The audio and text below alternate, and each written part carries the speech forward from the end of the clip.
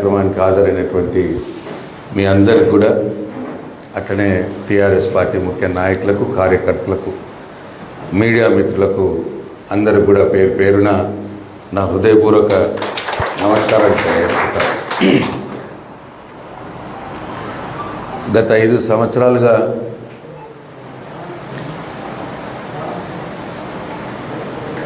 ఆనాటి ముఖ్యమంత్రి, ఈనాటి మాజీ ముఖ్యమంత్రి గౌరవనీయులు కేసీఆర్ గారి అడుగుజాడల్లో నడుస్తూ వారు అందించినటువంటి అనేక అభివృద్ధి కార్యక్రమాల్ని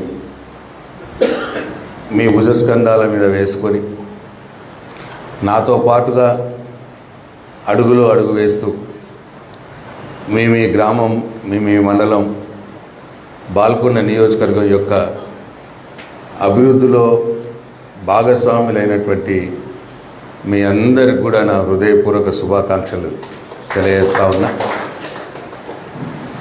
నిజంగా కూడా నేను ఇది అతిశయోక్తి కాదు నేను చెప్పడం. ఇప్పుడు నేను చాలా దగ్గరలో వేరే జిల్లాలకు పోయినప్పుడు కానీ, వేరే నియోజకవర్గాలకు పోయినప్పుడు కానీ వింటూ ఉంటా, ఎంపీటీసీల వల్లనో సర్పంచ్ల వల్లనో కొద్దిగా జరుగుతున్నది, దానివల్ల పార్టీకి, నాయకుడికి చెడ్డ పేరు వస్తూ ఉన్నది అన్న మాటలు నేను అక్కడక్కడ వింటూ ఉంటా. కానీ మన బాల్కొండ నియోజకవర్గంలో నేను మనస్ఫూర్తిగా చెప్తా ఉన్నా, ఈరోజు ఇక్కడ మీరు ఉన్నటువంటి ప్రతి ఒక్క ఎంపీటీసీ కావచ్చు, కోఆప్షన్ మెంబర్లు కావచ్చు, గౌరవ ఎంపీపీ అధ్యక్షులు కావచ్చు, జడ్పీటీసీ సభ్యులు కావచ్చు, చాలా నిస్వార్థంగా ఈ 5 సంవత్సరాలు మీరు ప్రజాసేవ చేసినారు. చాలా నిస్వార్థంగా. ఎంతలా అంటే కొన్ని అవసరాలు మీకున్న, అది కుటుంబ అవసరాలు కావచ్చు, రాజకీయ అవసరాలు కావచ్చు,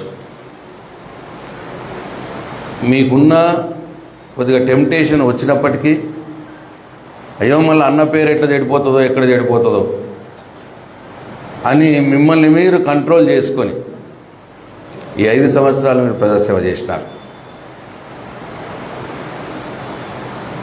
నా దగ్గరికి సహాయం కోరి వచ్చే వాళ్ళని మీరు సొంతంగా మీ బండ్లలో, మీ కార్లలో పెట్రోల్ పోసుకొని తీసుకువచ్చి వాళ్ళ పని చేయించి వాళ్ళకి మీరే ఛాయ్ తాగిపించి మళ్ళీ ఊళ్ళల్లో దించిన సందర్భాలు కోకోళ్ళలో అని చెప్పి నేను ఈ సందర్భంగా మీకు మనం చేస్తాను. చాలా మంచి నాయకత్వం, చాలా మంచి టీం. నిజామాబాద్ జిల్లాలో నన్ను చూసి అందరు చాలా ఈర్ష్యపడుతూ ఉంటారు. అన్న నీకు చాలా డైమండ్ లాంటి నాయకులు ఉన్నారు, మీకు మంచి టీం ఉంది, మీరు హైదరాబాద్లో కూర్చొని ఒక మాట ఇస్తే చాలు మీ నియోజకవర్గంలో జరిగిపోతాయి కార్యక్రమాలు, పార్టీ కార్యక్రమాలు, అంత మంచి మీకు టీం ఉందన్న, మాకు లేదు, మా దురదృష్టం అని చెప్పి అంటూ ఉంటారు. నిజంగా కూడా మీ అందరికీ నా హృదయపూర్వక నమస్కారాలు, నా ధన్యవాదాలు. 5 సంవత్సరాలుగా మీరు నాతో పాటు కలిసి ప్రజాసేవలో భాగ్యం పంచుకున్నారు. మీ ఎవ్వరికి కూడా చెడ్డ పేరు లేదు గ్రామాల్లో. అదంతా బట్టి అభూత కల్పన. బయట వాళ్ళు చాలా మాటలు అంటారు, ఇదంతా కూడా అవతలి పార్టీ వాళ్ళు ప్రచారం చేసి వాళ్ళకి ఏం ఆయుధం దొరకక మన నియోజకవర్గంలో జరిగిన అభివృద్ధి పనులు, జరుగుతున్న అభివృద్ధి పనులను చూసి ఇంకా ఏ రకంగా మన మీద అటాక్ పెట్టాలని అర్థం కాక ఒక స్టేజ్లో, ఫస్ట్ స్టేజ్లో మీ మీద ప్రచారాలు, మీరేదో చేస్తున్నట్టు, మీరేదో చెడ పనులు చేస్తున్నట్టు, తద్వారా పార్టీకి నాకు ఒక బ్రేక్ రావాలని చెప్పి మీ మీద ప్రచారం మొదలుపెట్టినారు. నాకు తెలుసు. సరే, మనం అధికారంలో ఉన్నాం కాబట్టి ఆ ప్రచారాలని మనం ఎంత చెప్పినా అంత సమర్థవంతంగా మనం అడ్డుకోలేకపోతాం. ఎందుకంటే చెడు చాలా తొందరగా ప్రచారం అవుతుంది, మంచి చాలా లేటుగా ప్రచారం అవుతుంది. కాబట్టి మీ మీద ప్రచారం స్టార్ట్ చేసినారు. తర్వాత లాస్ట్కి నా మీద పెట్టిర్రు ఇక ఎలక్షన్లప్పుడు. ఎంత దుర్మార్గంగా అంటే నేనట గంజాయి అమ్ముతానట, అంత దుర్మార్గంగా నా మీద ప్రచారం. చెప్పింది 100,000 సార్లు చెప్పేవరకల్లే కొంతమంది కన్ఫ్యూజ్ అయినారు ఎలక్షన్లో కూడా. నేను నా మీద గంజాయి అమ్ముతానో లేకపోతే గంజాయి అమ్మే వాళ్ళకి నేను సపోర్ట్ చేస్తానో నేను అప్పుడు ఎలక్షన్లో ఏం అనలేదు. నేను అనుకున్నా సార్ ప్రజలు నమ్మరు కదా ఇటువంటి చెడు ప్రచారాలు అని అనుకున్నా నేను. కానీ తర్వాత తెలిసింది కొంతమంది నమ్మినరు అని. అందుకే ఈ సందర్భంగా నా మీద ప్రచారం చేసిన వాళ్ళకి నేను ఒక సవాల్ విసురుతా ఉన్నా. మీరు నమ్మిన దేవుడి దగ్గరికి రండి, ఏ దేవుడైనా సరే. మీరు ఆ దేవుడి ముందు ప్రమాణం చేయండి, నేను గంజాయికి సప్లై చేస్తానో లేకపోతే గంజాయి సప్లై చేసే వాళ్ళకి నేను సపోర్ట్ చేస్తా అని చెప్పి, దాంట్లో నిజం ఉన్నదే అని చెప్పి మీరు ఆ దేవుడి మీద ప్రమాణం చేయండి. నేను కూడా ఆ దేవుడి మీద ప్రమాణం చేస్తా. అటువంటి చెడు పనులకు నేను కాదు కదా, నాతో పరిచయం ఉన్న ఎవ్వరిని కూడా నేను అలో చేయ. ఒకవేళ అట్లా చేస్తున్నారు అంటే 1 నిమిషంలో ఆ మనిషిని దూరం పెట్టేస్తా. కాబట్టి అంత దుర్మార్గమైన చెడు ప్రచారం వాళ్ళకు కూడా తెలుసు. ఇది తప్పుడు ప్రచారం ఏం చేస్తున్నాం, అయినా సరే ఓట్ల కోసం, రాజకీయం కోసం ఇట్లా మీ మీద ప్రచారం చేసినారు, నా మీద ప్రచారం చేసినారు. నేను అడుగుతున్న వాళ్ళకి, ఇంత భావదారిద్ర్యం గల ప్రచారం, ఇంత దరిద్రమైన ప్రచారం ఒకరి మీద చేసేటప్పుడు ఆలోచన చేసుకోవాలి. మీకు కూడా మీ కుటుంబాలు ఉన్నాయి, మీకు భార్య పిల్లలు ఉన్నారు. అటువంటి ప్రచారం చేసే సందర్భంలో నువ్వు ఎవరి మీదనైతే ప్రచారం చేస్తున్నావో, అబద్ధం ప్రచారం చేస్తున్నావో, ఆ కుటుంబంలో ఎటువంటి ఆలోచనలు వస్తాయి, ఎటువంటి ఎఫెక్ట్ ఉంటుంది దాంతో. అంత మాత్రం కూడా ఆలోచన లేదు. డెఫినెట్గా నా మీద మీ మీద అబద్ధం ప్రచారం చేసిన వాళ్ళకు డెఫినెట్గా నా ఉసురు వాళ్ళకి తగులుతుంది. నేను ఇది 100% చెప్తాను. కాబట్టి బాధగా ఇది ఒక రకమైన అబద్ధం ప్రచారాలు. ప్రశాంత్ రెడ్డి మంచోడే అని కొన్ని రోజులు ప్రశాంత్ రెడ్డి మంచోడే కానీ ఆయన కింద ఉన్న వాళ్ళంతా చెడ్డోళ్ళు. ఎవ్వరు చెడ్డోళ్ళు లేరు, నా కింద ఉన్న వాళ్ళందరూ కూడా రత్నాలే. అటు ఒక అద్భుతమైన కల్పన, అటువంటి ప్రచారాలు చేసి నన్ను ఓడగొట్టే ప్రయత్నం చేసినారు. కానీ ఆ భగవంతుడి దయతోటి తక్కువ మెజార్టీతోటి అయినా సరే వాళ్ళ ఆశలు అడియాశలైనాయి, న్యాయమే గెలిచింది. ఇప్పుడు తెలుస్తున్నది ప్రజలకు ఎవరు ఎటువంటి వాళ్ళు అనే సంగతి ఇప్పుడు తెలుస్తూ ఉన్నది. ఓ ఎంపీటీసీ కాదు, ఓ సర్పంచ్ కాదు, ఒక అధికారం లేదు, ఓ పదవి లేదు. ఊర్లలో కాంగ్రెస్ పార్టీ నాయకుల స్వైర విహారం ఇప్పుడు ప్రజలకు అర్థమవుతా ఉన్నది. వాగులు పంచుకున్నారు, పోలీస్ స్టేషన్లు పంచుకుంటున్నారు, ఎంఆర్ఓ ఆఫీసులు పంచుకుంటున్నారు, ఎండిఓ ఆఫీసులు పంచుకుంటున్నారు. చాలా ఇక కక్కచ్చినట్టే 6 నెలలకే ఇప్పుడు కక్కచ్చినట్టు అయిందిగా. ఇసుకలు డంపులు పోసి అమ్ముకునుడే. పొద్దున్నాక ప్రొక్లైనర్లు పెట్టి, జేసీబీలు పెట్టి ఉన్న వాగులన్నీ ఖాళీ చేస్తున్నారు. ఎవరు ఎటువంటి వాళ్ళో ఇప్పుడు ప్రజలకు అర్థమవుతా ఉన్నారు. కాబట్టి మీరు ఇవాళ 5 సంవత్సరాలకు పదవి విరమణ చేసిండొచ్చు, కానీ రేపు రాబోయే స్థానిక సంస్థల ఎన్నికల్లో మళ్ళా మీరే ఇంకో వేరే రూపాల్లో డెఫినెట్గా మీరు ఎన్నుకోబడతారు ప్రజలతోటి. మీకే మంచి పేరున్నది ప్రజల్లో. వాళ్ళు ఇంకో 3-4 నెలలు ఇంకా గబ్బులు వేసిపోతారు. కాదు గబ్బు అంటే మామూలుగా గబ్బులు ఎవరు. కళ్యాణ లక్ష్మి కోసం పైసలు అడుగుతున్నారట, సీఎంఆర్ఎఫ్ కోసం పైసలు అడుగుతున్నారట. మీరేమో మీ సొంతంగా పెట్టుకుని మన నరేంద్ర ఉన్నాడు కాసకొత్తు, వాడైతే స్టేట్మెంటే ఇచ్చిండు పెద్దగా. కళ్యాణ లక్ష్మి సీఎంఆర్ఎఫ్ కోసం ఎమ్మెల్యే గారి దగ్గరకు పోయేటోళ్ళని నేనే నా సొంతంగా నా కార్లో తీసుకుపోతా, పెట్రోల్ పోసుకొని వాళ్ళకి భోజనం చేపిస్తా, లేదు ఛాయ్ తాగిపిస్తా, మళ్ళీ ఇంటికాడ తీస్తా అని చెప్పి ఆయన ఎంపీటీసీ సభ్యుడు నరేందర్ ఆశకొట్టు అనౌన్స్ చేసిండు. ఊర్లో అనౌన్స్ చేసి ఆయన తీసుకొచ్చి ఆ సేవ చేసినాడు. అటువంటి వాళ్ళకి తిరుగుండదు ఇవాళ రేపు రాబోయే లోకల్ బాడీ ఎలక్షన్లో. ప్రజలు అన్నీ చూస్తారు, సరే బయటపడే సందర్భంలో బయటపడతారు. ఇట్లా అనౌన్స్ చేసిండు. అనౌన్స్ చేయకుండానే మీరు అందరూ కూడా అదే పని చేసినారు. ఎవ్వరి దగ్గర ఒక రూపాయి తీసుకోలే, సేవ చేసినారు. డెఫినెట్గా మీకు రాబోయే రోజుల్లో ప్రజా జీవితంలో మీరు ఇంకా సక్సెస్ అవుతారు. చాలా మంచి పొజిషన్స్ మీకు వస్తాయి. పార్టీ మీకు అండగా ఉంటుంది, నేను మీకు అండగా ఉంటుంది, దాంట్లో ఏం డౌట్ లేదని చెప్పి మీ అందరికీ మనవి చేస్తూ ఉన్నా. ఇకపోతే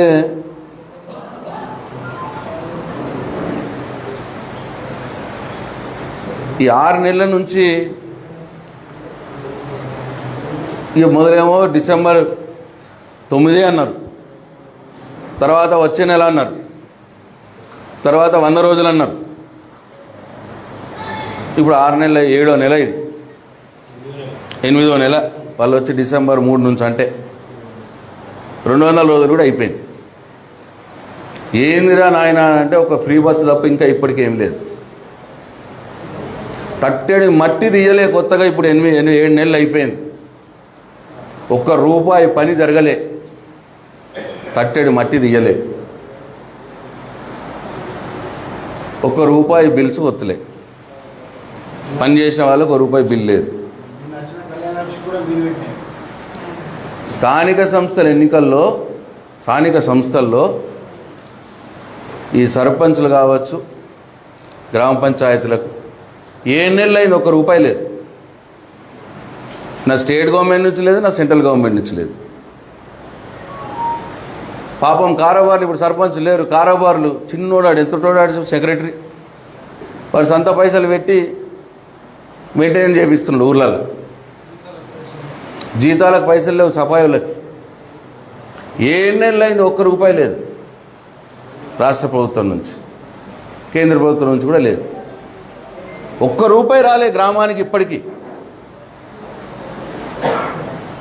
ఇది వాళ్ళ గొప్ప గొప్ప మాటలు మాట్లాడుతూ ఉన్నారు.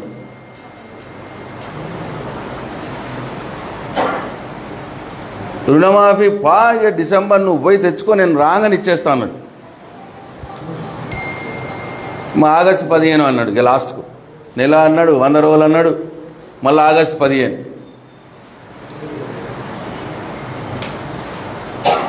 ఇప్పుడు ఏం చేయాలా అని ఇప్పుడు లెక్కలు ఎత్తారు. ఇక విధి విధానాలు రూపకల్పన చేస్తున్నారట ఇప్పుడు. ఇక మళ్ళా మొన్న శ్రీధరబాబు గారు ఎక్కడ ఉన్నారు, ఆయన అంటే నాకు చాలా గౌరవం. ముఖ్యమంత్రి గారు రుణమాఫీ చేస్తా అన్నాక కూడా టీఆర్ఎస్ పార్టీ వాళ్ళు రుణమాఫీ ఇంకా చేస్తలేరని అడుగుతున్నారు అన్నమాట మాట్లాడాడు. చేస్తా అని ఇప్పుడు కొత్తగా ఎందుకన్నాను, మొన్న నుంచి అంటున్నావు. ఫస్ట్ ఒకసారి డిసెంబర్ 9కే చేస్తాను, తర్వాత 100 రోజులకే చేస్తాను.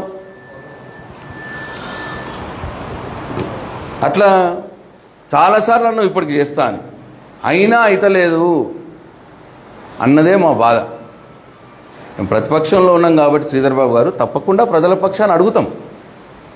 నువ్వు చెప్పిన మాట కాబట్టి, నువ్వు చెప్పింది నువ్వు ఇవాళ ఇస్తా అన్నది ఇస్తలేవు కాబట్టి, ఎందుకు ఇస్తలేవు, నువ్వు చెప్పిన డేట్ అయిపోయింది కదా అని అడుగుతాం.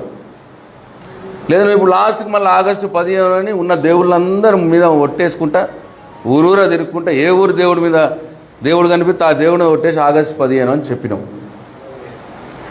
చెప్పిన తర్వాత ఇంకా విధి విధానాలు ఏంది ఇప్పుడు మళ్ళా అని అంటేనే మాకు డౌట్ వచ్చింది. ఏముంది దాంట్లో విధి విధానాలు? అప్పు తీసుకున్న వాళ్ళు ఎంతమందో లెక్కలు గవర్నమెంట్ దగ్గర రెడీ ఉన్నాయి, నువ్వు పైసలు జమ చేసి ఇచ్చుడే. ఇంతకు ₹1,00,000 కేసీఆర్ చేసినాడు, 70% మంది చేసినాడు, 30% మంది చేయలేదు. వాళ్ళందరి పేర్లు రెడీ ఉన్నాయి, నువ్వు 2 లక్షలు ఇచ్చేస్తే అయిపోయి వాళ్ళకు.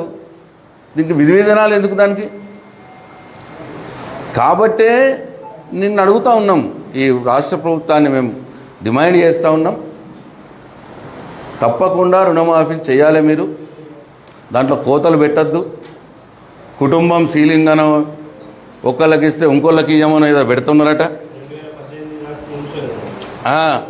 39,000 కోట్లు ఉంటే దాన్ని 31,000 కోట్లకు దించినారట. అట్లా దించద్దు దయచేసి. ఎంత అప్పు ఉందో అంత మీకు రుణమాఫీ చేస్తామన్నారు. 2 లక్షల దానికి మొత్తం చేసేయాలి. దాంట్లో ఇప్పుడు డిమాండ్ చేస్తూ ఉన్న ఈ సందర్భం ఈ వేదిక నుంచి ఎటువంటి కోతలు లేకుండా రైతులకున్న మొత్తం రుణాన్ని మాఫీ చేయండి, 2 లక్షల రూపాయలు పెట్టుకొని ముఖ్యమంత్రి గారిని డిమాండ్ చేస్తూ ఉన్నా.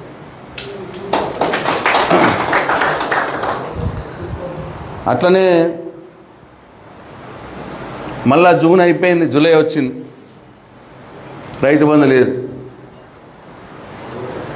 రైతు బంధుకు కూడా మళ్ళీ ఇంకా మీటింగ్లు పెట్టించి సొసైటీలలో మీటింగ్లు పెట్టించి ఎట్లా ఇవ్వాలి ఏంది అని లెక్కలు వేస్తున్నట. 5 ఎకరాలకు ఇవ్వాలన్నా 10 ఎకరాలకు ఇవ్వాలన్నా మేము డిమాండ్ చేస్తూ ఉన్నాం. పంట పండే ప్రతి ఎకరానికి మీరు రైతు బంధు ఇవ్వాలి దయచేసి.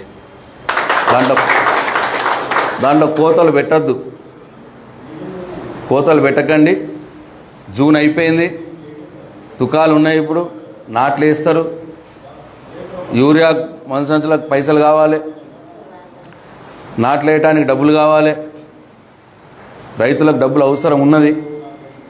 ఇంకా తాత్సారం చేయకండి. కమిటీల పేరు మీద సమావేశాల పేరు మీద తాత్సారం చేసి రైతు బంధును ఎగ్గొట్టే ప్రయత్నం చేస్తున్నారనే అనుమానం కలుగుతూ ఉన్నది. దయచేసి ప్రభుత్వాన్ని డిమాండ్ చేస్తున్న మీ పక్షాన, మీ అందరి పక్షాన ప్రతి ఎకరా కూడా మీరు రైతు బంధు ఇవ్వాలి, ఇమీడియట్గా మీరు రైతు బంధు ఇవ్వాలి అని చెప్పి మీకు డిమాండ్ చేస్తూ ఉన్నాం. అట్లనే మీరు 100 రోజులే డెడ్లైన్ పెట్టినారు మీ హామీలన్నీ నెరవేర్చడానికి. సరే కానీ ఇంకా టైం ఇద్దామన్నా. ఇప్పుడు 6 నెలలు అయిపోయింది, 7 నెలలు అయిపోయింది. కాబట్టి మీరు చెప్పిన 4,000 రూపాయల పెన్షన్ పెంచి ఇవ్వాలి, క్రమం తప్పకుండా ఇవ్వాలి అని చెప్పి డిమాండ్ చేస్తూ ఉన్నాం. అట్లనే ప్రతి ఆడబిడ్డ వెయిట్ చేస్తూ ఉన్నది. 2,500 రూపాయలు మీరు ఏదైతే పెన్షన్ రాని ఆడబిడ్డలకు ఇస్తామన్నారో అది కూడా ఇమీడియట్గా స్టార్ట్ చేయాలి. 6 నెలలు 7 నెలలు అయిపోయింది, ఇంకా మీరు ఇట్లా తాత్సారం చేసుడు మంచిది కాదు. ఉన్న 5 సంవత్సరాలలో 5 ఏళ్లలో 7 నెలలు గానే అయిపోయింది. నువ్వు అటు ఇటు అంటే ఇంకో సంవత్సరం అయిపోతుంది ఇక. కాబట్టి ఇది మంచిది కాదు, ప్రజల్ని మోసం చేసినట్టు అవుతుంది. అక్కడ చంద్రబాబు నాయుడు నీ గురువు అని చెప్తున్నారు. ఆయన పెన్షన్ పెంచుతా అన్నాడు, రాగానే పెన్షన్ పెంచే ఇచ్చిండు, మొదటి నెలనే ఇచ్చిండు. నువ్వేమో 7 నెలల నుంచి మీనవేశాలు లెక్క పెడతా ఉన్నావు. ప్రజలకు అర్థమవుతున్నావు ఎవరేందనేది. అక్కడనేమో ఆయన చెప్పిన మాట ఇస్తున్నాడు, నువ్వేమో 7 నెలలు అయింది ఇంకా కమిటీలు లెక్కలు అంటున్నావు. 2,500 కూడా ఇవ్వాలి, ఇమ్మీడియట్గా స్టార్ట్ చేయాలని డిమాండ్ చేస్తూ ఉన్నాం. అట్లనే తులం బంగారం మాయల పడేసినావు నువ్వు మా అక్క చెల్లెలని. ఇమ్మీడియట్గా కళ్యాణ లక్ష్మిలో తులం బంగారం మీరు కలిపి ఇవ్వాలి. నిన్న మొన్న పాపం మా ఎంపీపీలు మా జడ్పీటీసీలు కళ్యాణ లక్ష్మి చెక్కులు పంచండి అని చెప్పి నేను ఆర్డీఓ గారికి చెప్తే మా కాంగ్రెస్ పార్టీ సోదరులు చాలా ఉత్సాహంగా వచ్చి ఆ కళ్యాణ లక్ష్మి చెక్కుల పంపిణీ కాడ నిలబడరట. అవన్నీ కూడా మేము అప్పుడు కేసీఆర్ ప్రభుత్వంలో ఉన్నప్పుడు తయారు చేయబడినటువంటి చెక్కులు అవి. దానికి కూడా వచ్చి ఇది మేమే ఇస్తున్నాము అని చెప్పి ఏదో ప్రయత్నం చేసినారు.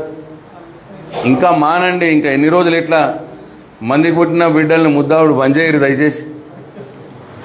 ఇంకా మంచిది కాదు. ఇక మీరు వెళ్ళి ఇచ్చేది ఉంటే భారత తులం బంగారంతో రండి, సంతోషిస్తాం, మీకు స్వాగతిస్తాం, మీకు సపోర్ట్ కొడతాం. మీ నిజంగానే కళ్యాణ లక్ష్మి పంచడంలో మీ భాగస్వామ్యం మీరు కోరుకుంటే తులం బంగారం తీసుకొని రండి. ఇస్తే కేసీఆర్ అప్పుడు ఇచ్చిన 1,00,000 రూపాయలు మీ తులం బంగారం 2 కలిపి ఇద్దాం మా అక్క చెల్లెలకు. ఇప్పుడు మీరు కూడా వస్తే బాగుంటుంది. అదేం లేకుండా ఊరికనే వచ్చి ఏదో రాజకీయం చేయాలని చూడడం మంచిది కాదు. అది ఇక్కడ స్థానిక కాంగ్రెస్ పార్టీ కార్యకర్తలకు నాయకులకు కూడా నేను సూచిస్తూ ఉన్నా, మీ అధినాయకత్వం మీద మీ పార్టీ మీద ఒత్తిడి తెండి. మనం ప్రజలకు మాట ఇచ్చినాం, మీరు రాలేదు ఓటర్ల దగ్గరికి, మేము పోయినామన్నా, మేం చెప్పినాం తులం బంగారం ఇస్తా అని, మేం చెప్పినాం 4,000 పెన్షన్ ఇస్తామని. ఇవాళ ప్రజలు మమ్మల్ని అడుగుతూ ఉన్నారు. కాబట్టి మీరు తొందరగా ఇవ్వండి అని చెప్పి మీ ముఖ్యమంత్రి గారిని, మీ అధిష్టానాన్ని అడగండి, మీరు ఆ పనిలో ఉండండి. ఇక్కడ కళ్యాణ లక్ష్మి పంచే పనిలో, ఈ చెక్కులు పంచే పనిలో ప్రజలతోటి ఎన్నుకోబడిన ఎంపీపీలు జడ్పీటీసీలు ఉన్నారు, వీళ్ళు చూసుకుంటారు. కాబట్టి ఇట్లా ఇన్ని ప్రజా సమస్యలు ఉన్నాయి. ఈ ప్రజాప్రతినిధులకు కూడా జీతాలు ఇస్తామన్నారు, జీతాలు పెంచుతామన్నారు, పెన్షన్లు కూడా ఇస్తామన్నారు. మరి మీకు రేపటి నుంచి మీరు ఎక్స్లు అయినరు, ఇక పెన్షన్ స్టార్ట్ కావాలా మీకు? మీ అందరికి జీతాలు వాళ్ళు లేవు, కొత్తగా పెన్షన్లు కూడా ఇస్తా అన్నాడు. మరి ఎంపీటీసీలు, మీ జడ్పీటీసీలు, మీ అందరు కూడా సర్పంచ్లు, ప్రతి ప్రజాప్రతినిధి అందరికి కూడా గౌరవ వేతనం పెంచుతామన్నారు, అట్లనే పెన్షన్లు ఇస్తామన్నారు. మరి అది కూడా ఆలోచన చేయండి మీరు. ఈ కాంగ్రెస్ పార్టీ పైన ఆ శ్రేణులు ఒత్తిడి పెంచాల్సిన అవసరం ఉన్నది. కాబట్టి నేను ఇవాళ మీ అందరికీ ఒకటే మనం చేస్తూ ఉన్నా, ఇన్ని రోజులు మీరు ఒక పదవితోటి ప్రజాసేవ చేసినారు. సరే, రాబోయే రోజుల్లో ఇంకా మీకు రావాలని నా కోరిక, ఇంకా మంచి పదవులే రావాలని కోరిక. ఆ పదవులు వచ్చేంత మట్టుకు కూడా మనం ప్రజలతోటే ఉండాలి, ప్రజాక్షేత్రంలోనే ఉండాలి. ఈ ప్రభుత్వాలు ఏవైతే ప్రజలకు చేస్తామని చెప్పినాయో, కేంద్ర రాష్ట్ర ప్రభుత్వాలు, రెండు ప్రభుత్వాలని కూడా వారు ప్రజలకు చేస్తామని చెప్పిన వాటిని వారితో ఇప్పించే విధంగా మనం ప్రజలతో కలిసి పోరాటాలు చేయాల్సిన అవసరం ఉంటుంది. ప్రజల కోసం పనిచేసిన నాయకుడు ఎప్పటికి కూడా సావడు, గుర్తుపెట్టుకోండి. అది ఏ స్థాయి అయినా కావచ్చు. చాలా ఫీల్డ్ ఉన్నది మీకు. మీ గ్రామాల్లో ఇవాళ అధికారంలోకి వచ్చిన ఈ ప్రభుత్వాలు వారు చెప్పిన అనేకమైనటువంటి హామీల్ని, ఇప్పుడు నేను ఇంత మట్టుకు ఇప్పుడు ఒక 4-5 హామీలు మెయిన్గా చెప్పిన, ఈ హామీల్ని అమలు చేపించే బాధ్యత ఒక రాజకీయ పార్టీ కార్యకర్తగా మనం తీసుకోవాలి. ప్రజల వైపున మనం ప్రభుత్వాలను డిమాండ్ చేయాలి, ప్రజల వైపున ఉండి మనం ప్రభుత్వాల మీద పోరాటం చేయాలి. అప్పుడే మనల్ని ప్రజలు గుర్తిస్తారు. తప్పకుండా రాబోయే రోజుల్లో మీ అందరికి కూడా మంచి భవిష్యత్తు ఉంటుంది, మంచి పదవులు వస్తాయి. అధికారంలో ఉంటేనే మేము ప్రజలకు పనిచేస్తాం అనుకున్న వాళ్ళు ఎక్కువ రోజులు ప్రజా జీవితంలో మనుగడ సాధించలేరు అని చెప్పి నా అభిప్రాయం. కాబట్టి నేను మీతో పాటుగా ఉంటా, మీరు నాతో పాటుగా ఉండి ఇద్దరం కూడా కలిసి అంతిమంగా ప్రజల పక్షాన నిలబడి ప్రజల కోసం ఈ రాష్ట్ర ప్రభుత్వం, రేవంత్ రెడ్డి గారి ప్రభుత్వం, నరేంద్ర మోడీ గారి ప్రభుత్వం వారు ఇచ్చినటువంటి హామీల్ని అమలుపరిచే విధంగా మన కార్యాచరణ మనం ఉండాలి. తప్పకుండా ఒక పార్టీగా కావచ్చు, లేదు మీరు వ్యక్తిగతంగా, మీరు ఒక సమూహంగా, మీ గ్రామాల్లో మీరు ప్రజల నాయకుడిగా మీరే ముందుకు వచ్చి మీరే ఆలోచన చేసి ఎక్కడికక్కడ మీరు పోరాటాలు మొదలు పెడితే తప్పకుండా భవిష్యత్తు మీదే అని చెప్పి నేను మీ అందరికీ మనవి చేస్తున్నా. దాంట్లో నా సహాయ సహకారాలు, నా అండ తప్పకుండా మీతో ఉంటుంది. మీరు ఏ పోరాటానికి పిలిపించినా, మీరు ఏ కార్యక్షేత్రానికి రమ్మన్నా తప్పకుండా నేను వచ్చి మీతో పాటు ప్రజా పోరాటంలో పాల్గొంటా అని చెప్పి మీ అందరికీ మనవి చేస్తా ఉన్నా. అట్లనే ఇకపోతే పార్టీలు మారడం విషయం మాట్లాడినారు. ఇదంతా కూడా ఈ రాజకీయాల్లో చాలా సహజమైన విషయం. కాకపోతే కొంతమంది చేరికలు మాత్రం కొంత బాధ అనిపిస్తాయి. నిజామాబాద్ జిల్లాలో పోచారం శ్రీనివాసరెడ్డి గారి చేరిక, కాంగ్రెస్ పార్టీలో చేరడం నిజంగా కూడా జిల్లాలో సర్వత్రా అదొక నిరసన వ్యక్తమైంది. అంతటి సీనియారిటీ ఉన్న వ్యక్తి ఒక 4 రోజులు పదవులు లేకపోతే, ఒక అధికారం లేకపోతే బతకలేడా అన్న ఒక మాట ఇవాళ మొత్తం సర్వత్రా వస్తూ ఉన్నది. కొందరు అంటున్నారు వాళ్ళ కొడుకుల ఒత్తిడి వల్ల అని కొందరు అంటున్నారు అక్కడేదో సొంత వ్యాపారాల కోసం పోయినని కొందరు అంటున్నారు. ఇట్లా దేనికోసం పోయినా అదైతే మొత్తం జిల్లా అంతా తీవ్రంగా ఖండిస్తూ ఉన్నది. రవి ఇంతకుముందు ఒక మాట అన్నాడు, సరే పోయిన వాళ్ళు పోతారు కానీ ఇక్కడ ఉన్న వాళ్ళంతా నికార్సైన రత్నాలు అన్న మాట అన్నాడు. నేను దాంతో సంపూర్ణంగా ఏకీభవిస్తూ ఉన్నా. చాలామంది అనుకున్నారు ఈ పార్లమెంట్ ఎలక్షన్ల తర్వాత ఇక అంతా పోతారట అని. ఒక్కళ్ళు కూడా పోలేవు ప్రామిస్. ఒక్కళ్ళు అంటే ఒక్కళ్ళు.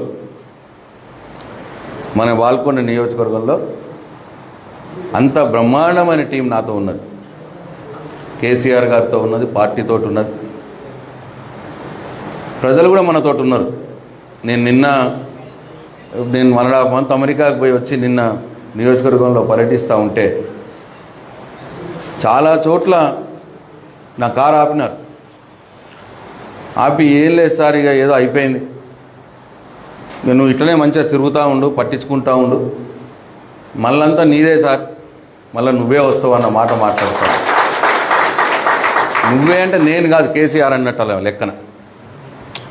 నువ్వే మీరే అంటే మనం అన్నట్టు కాదు, మన పార్టీ కేసీఆర్ అన్నట్టు లెక్క. సో అట్లా ఇక రోజు వాళ్ళు మాట్లాడరు, వాళ్ళు రోడ్డు మీదకి రారు. సామాన్య రైతు కావచ్చు, సామాన్య ప్రజలు కావచ్చు, రోజు రోడ్ల మీదకి రారు. సో అట్లా ఇవాళ మళ్ళీ మారుతూ ఉన్నది ట్రెండ్. మన పార్లమెంట్ ఎలక్షన్లో ఏమైంది, చాలా విచిత్రమైన, మొత్తం 2 వర్గాలుగా చీరిపోయింది సమాజం పార్లమెంట్ ఎన్నికల్లో. హిందువులలో ఎక్కువ పర్సెంటేజు ఇక మోడీకి వేయాలి, హిందుత్వ అట్లా పోయినారు. హిందువులలో ఎక్కువ పర్సెంటేజ్ ప్రో మోడీ పోగానే మైనారిటీసు, ముస్లిమ్సు, క్రిస్టియన్సు వాళ్ళు బీజేపీకి పోగానే వీళ్ళంతా కాంగ్రెస్కి పోయినారు. వీడు రాజ్యాంగం మారుస్తాడట, లేదు రిజర్వేషన్లు తీసేస్తాడట మోడీ వస్తే అన్న భ్రమలో రిజర్వేషన్లు తోటి లాభపడుతున్న వర్గాలు వాళ్ళందరూ కూడా కాంగ్రెస్కి వెళ్ళిపోయినారు. అట్లా ఇక్కడ ఎవరైతే ఎన్డీఏ తోటి కానీ యూపీఏ తోటి కానీ, అంటే బీజేపీ తోటి పొత్తు లేదు, కాంగ్రెస్ తోటి పొత్తు లేనటువంటి పార్టీల స్థానం ప్రశ్నార్థకమైంది మొన్న పార్లమెంట్ ఎన్నికల్లో. అది దేశానికి సంబంధించినవి కాబట్టి ఆ రకమైన ఒక ఒరవడి వచ్చింది. ఇక్కడే కాదు, మన దగ్గరనే కాదు, అన్ని దగ్గరలో అట్లే. అన్నాడీఎంకే తమిళనాడులో అట్లయింది, పంజాబ్లో అకాలీదళ్ అట్లయింది. ఎటువైపు ఎన్డీఏ బీజేపీ వైపు కాంగ్రెస్ వైపు లేని పార్టీలు, ప్రాంతీయ పార్టీలు ఏవైతే ఉన్నాయో మొన్నటి పార్లమెంట్ ఎన్నికల్లో ఇది ఇప్పుడు కాంగ్రెస్కు బీజేపీకి మధ్య కదా ఇక అన్న మాట వచ్చి మనకు పెద్ద రోల్ లేకుండా పోయింది. అంతే తప్పిస్తే ప్రజల్లో కేసీఆర్కి ఏదో తక్కువైంది కానీ కాదు, టీఆర్ఎస్ పార్టీకి తక్కువైందని కాదు, మీకు తక్కువైందని కాదు, నాకు తక్కువైందని కాదు, అందరం కూడా బ్రహ్మాండంగా ప్రజల్లో ఉన్నాం. కనిపిస్తూ ఉన్నది, మెసేజ్లు వస్తూ ఉన్నాయి. నాకు చాలా నిరుద్యోగుల నుంచి మెసేజ్లు వస్తూ ఉన్నాయి. అన్నా మోసపోయినాం మేము, మాకు అప్పుడు ఎన్నో మాటలు చెప్పినారు, కేసీఆర్ ఉద్యోగాలు ఇస్తలేడు, కేసీఆర్ వాళ్ళ ఇంట్లోనే ఉద్యోగాలు ఇచ్చుకున్నాడు, ఇటువంటి మాటలు మాట్లాడి మా మైండ్లన్నీ ఖరాబ్ చేసినారు. ఏ నెలలైందన్నా వాళ్ళు ఏం చెప్పినారు, రాగానే 25,000 మెగా డిఎస్సీ ఇస్తామన్నారు.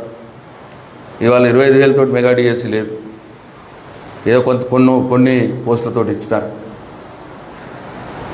గ్రూప్ 1 పెంచుతాం పోస్టులు అన్నారు, ఏం పెంచలేరు. మీరు ఎన్నైతే గ్రూప్ 1 పోస్టులు ఉన్నాయో గన్నిటికే ఇవాళ పరీక్ష జరుగుతూ ఉన్నది. కేసీఆర్ ఉన్నప్పుడు ఎన్నైతే గ్రూప్ 1 పోస్టులకు నోటిఫికేషన్ ఇచ్చిండో గవిటికే ఇవాళ పరీక్ష జరుగుతున్నది. కేసీఆర్ ఉన్నప్పుడు గ్రూప్ 2, గ్రూప్ 2A, గ్రూప్ 3 ఎన్నైతే పోస్టులు అప్పుడు అనౌన్స్ చేసినామో ఇవాళ అన్నే పోస్టులకు ఉన్న ఎగ్జామ్లు జరుగుతున్నాయి. ఒక్క పోస్టు పెంచలేదు ఈ గవర్నమెంట్ వచ్చి. మోసపోయినాం మేము. ఇవాళ ఒక్క పోస్టు పెంచలేరు. మేము గ్రూప్ 1 అడిగినాం, 1:50 కాదు 1:100 పెట్టండి అని అన్నాం మెయిన్స్కు, అది చేస్తలేరు. ఇట్లా చాలా అప్పుడు వచ్చి మమ్మల్ని ఏదైతే రెచ్చగొట్టినారో నిరుద్యోగుల విషయంలో ఏ మాటలైతే చెప్పినారో కోదండరామ్ గారు కావచ్చు, ఆ వెంకట్ ఎమ్మెల్సీ కావచ్చు, తీన్మార్ మల్లన్న కావచ్చు, రేవంత్ రెడ్డి గారు కావచ్చు, వీళ్ళు మాకు ఏదైతే అప్పుడు చెప్పినారో ఒక్కటి కూడా ఇప్పుడు వాళ్ళు చేయలేదు. 7 నెలలు అయింది. ఉల్టా మేము చెయ్యండి అని అంటే మేము చెయ్యం పో అన్నారు. అన్నందుకే మా సోదరుడు ఒకడు నిరాదీక్ష చేసినాడు.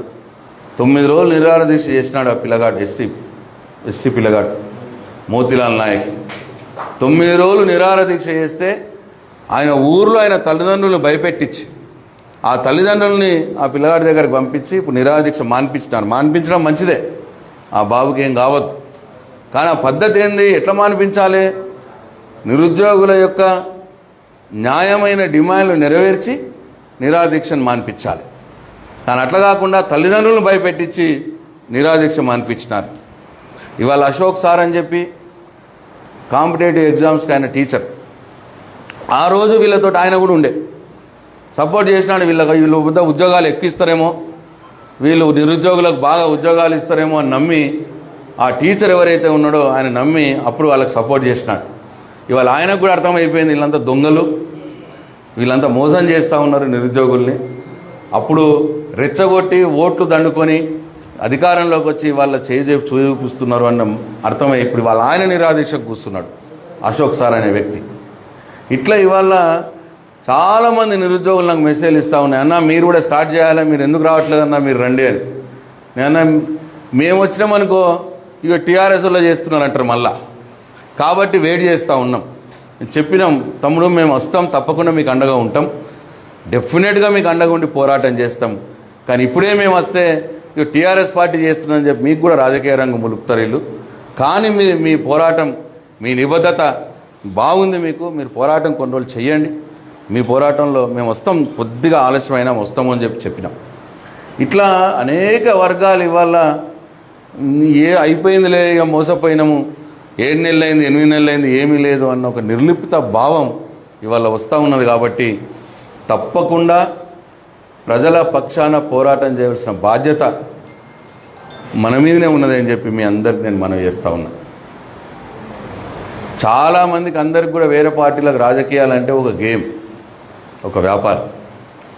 కానీ టీఆర్ఎస్ పార్టీకి, తెలంగాణ తీసుకొచ్చినటువంటి పార్టీకి, టీఆర్ఎస్ పార్టీ కార్యకర్తలు తెలంగాణ ఉద్యమంలో పాల్గొన్నటువంటి వాళ్ళం కాబట్టి మనకు రాజకీయాలు ఒక టాస్క్, ఒక టార్గెట్. ఈ తెలంగాణని దేశంలో నంబర్ 1 రాష్ట్రంగా నిలబెట్టాలి, ఈ బాల్కొండ నియోజకవర్గాన్ని రాష్ట్రంలో నంబర్ 1 నియోజకవర్గంగా నిలబెట్టాలని అనే టార్గెట్తో పనిచేయడం మన టీఆర్ఎస్ పార్టీ విధానం. కాబట్టి మనకి ఇది గేమ్ కాదు రాజకీయాలు. మనకు రాజకీయాలంటే ఒక టాస్క్, ఒక టార్గెట్. మనందరం కూడా ప్రజల కోసం ముందు పోరాటం చేయాలి. తప్పకుండా ప్రజల్లో మీకు మంచి పేరు వస్తుంది. మీరే రేపు రాబోయే లోకల్ బాడీ ఎన్నికల్లో కావచ్చు, జిల్లా స్థాయిలో కావచ్చు, మీ నుంచే మీరే అందరూ కూడా నేను మీకు 100 మనం 82 మంది ఎంపీటీసీలు, మనం 82 మంది ఎంపీటీసీలు, 82 మంది ఎంపీటీసీలు కూడా మీరు ప్రజా జీవితంలో ముందుకు కొనసాగాలి. మీ అందరికీ వివిధ పదవులు రావాలి. మీరు సర్పంచులుగా, ఎంపీటీసీలుగా, జడ్పీటీసీలుగా, సొసైటీ చైర్మన్లుగా, అట్లా వివిధ పదవుల్లో మీరు రావాలి అని చెప్పి ఆ భగవంతుడు మీ అందరికీ ఆ సహకారం అందించాలని చెప్పి నేను మనస్ఫూర్తిగా ఆ భగవంతుడిని కోరుకుంటూ మీ అందరితో ఇవాళ ఈ కార్యక్రమంలో పాల్గొనడం, మీ అందరితో 5 సంవత్సరాలు ఇలా మీతో అడుగులో అడుగు వేస్తూ, మీరు నాతో అడుగులో వేస్తూ నడవడం, ముందు కూడా మనందరం ఒక కుటుంబంలా, ఒక టీంలా కలిసి ఉంటామని చెప్పి, కలిసి నడుస్తామని చెప్పి ఆశాభావం వ్యక్తం చేస్తూ మీ అందరికీ మనస్పూర్వకంగా నా హృదయపూర్వక నమస్కారాలు తెలియజేస్తాను. జై తెలంగాణ. ఎప్పటికప్పుడు వార్తలను వీక్షించేందుకు Q9 న్యూస్ ని సబ్స్క్రైబ్ చేసుకోండి, లైక్ చేయండి, షేర్ చేయండి. విలువైన సమాచారాన్ని ముందుగా మీరే తెలుసుకునేందుకు బెల్ బటన్ ని క్లిక్ చేయండి.